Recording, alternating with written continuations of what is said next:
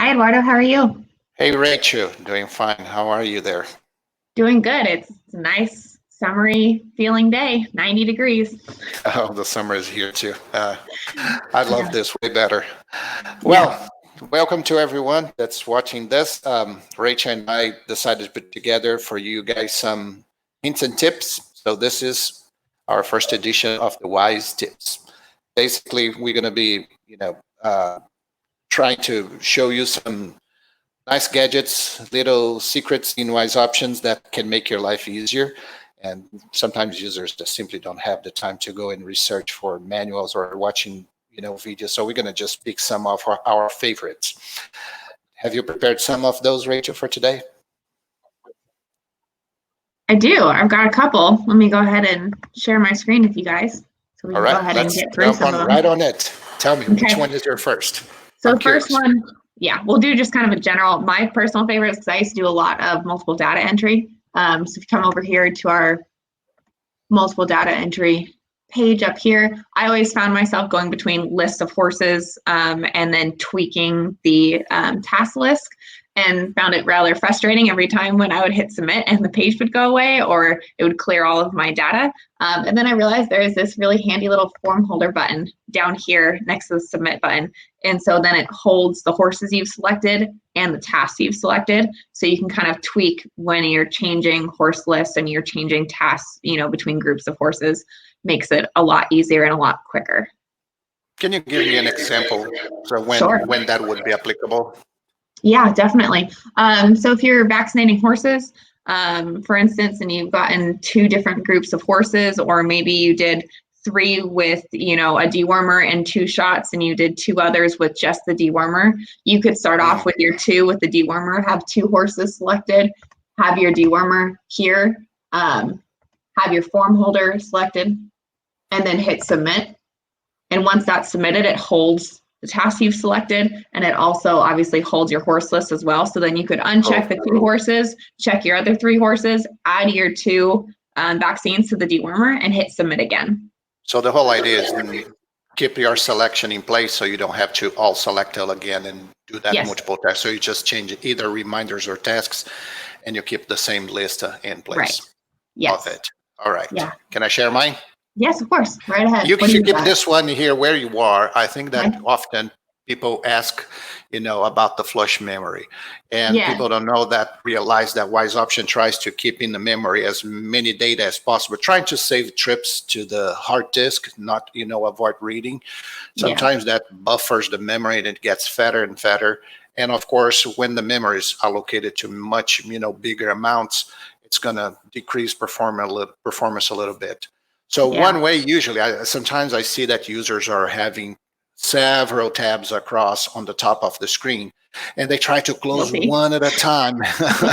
Well, that's the idea, right? To have multiple tabs and multitasking when you are using the program. The one thing is that I saw that people trying to save the memory and grab again performance when they need to do some heavy stuff. They would try to close all the tabs, and I say, no, we have a shortcut for that. So on the very first level tab, if you use your right click right there in the menu, you're going to have an option to flush the memory. So basically what it's going to do is going to close all the tabs for you, save the memories. I think this is going to take maybe 10, 15 seconds. And you don't have to log in again. The program is going to close as soon as you see that message. Boom, the memory is flushed and you're fresh to go and start. No, so it'll save a lot of time. Save you about 10 clicks closing about the 10 tabs I normally have open. Exactly. All right, let's see. Next one. So next one, we'll jump into maybe a quick repro tip. So here in the, we've got the Mare Records tool right here. It's a really great auditing tool for people, especially at the end of the day, just to double check your work and make sure you're not missing mares or reschedule them correctly. I love these radio buttons here at the top. You can either look at them by all your mares or maybe donors or recipients, either one.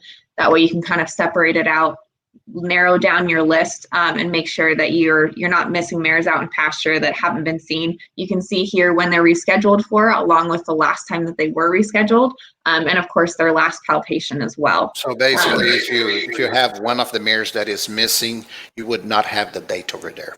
Right, exactly. Really quick way to say, hey, you know what, this mare, if we pretend she didn't have a date rescheduled, you're like, well, dang, why doesn't she have a rescheduled date? And you can click on her record, open her record up, and see, you know, maybe you forgot to reschedule her, or maybe she's no longer here and she needs to be marked as inactive and off your board. Poor thing was having a nice day out there, just having a, you know, sunshine day, and you go there and bring her for palpation. Dang, wise option. I hate you. I know, but we all got to pay bills. Yes, that's right. So another thing that I like about this form that you're just showing here is, besides showing the very last record on the Mare record, you know, one secret here that people don't know is that if you double click in one of those lines, because sometimes the last line doesn't tell you much, and if you double click, it's going to bring the entire Mare record so you can do some further research. Yes. I love that one. Yes. Yeah, good one. Okay, can I give one? Yeah, what do you got? Well, one that's, if you leave there where you are, if you take a look on the top right corner, I think our logo is blocking that, but there's the Mare management icon, that button. It pretty much gives all the access to the reproduction modules in the Mare management. And if you go for me to the daily worksheet. Sure. So when we open the daily worksheet, of course, in the mornings when you see people palpating horses, you're going to see most of the traffic is going to be here, and they're going to be focused on here. And these are the mares that will be for that day only. And, you know, hauling in, or sometimes different horses, you need to take a look. I always like to use, again, that Mare management link and keep on a separate tab, not the daily worksheet, but the Mare review. Yes. So with the Mare review, actually, it's like another summary card, but not based on the palpations for the day. So through the text search, you just can find something real quick. And if you type whatever, or just pick a horse from the list, the summary card for that particular horse is going to be right there. And your daily worksheet is still sitting there. I've seen savvy users maintaining those two tabs as kind of their Bible for the day. So it keeps up there, the daily worksheet, and just on the side, pretty good friend is to have both tabs, daily worksheet and Mare review. Easy, quick access to any record right on the spot. Yeah. Saving those clicks. Well, can I do my next one? Sure. Okay. One more. The next one is over on the hospital record. Okay, so let's go for hospital. Go to my.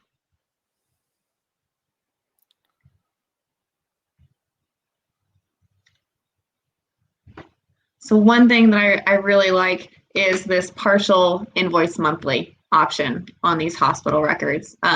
Saving a lot of time, especially if you've got clients that, you know, are racking up pretty large bills, to be able to bill them monthly, either when you bill the rest, or you can even bill it weekly if you'd like.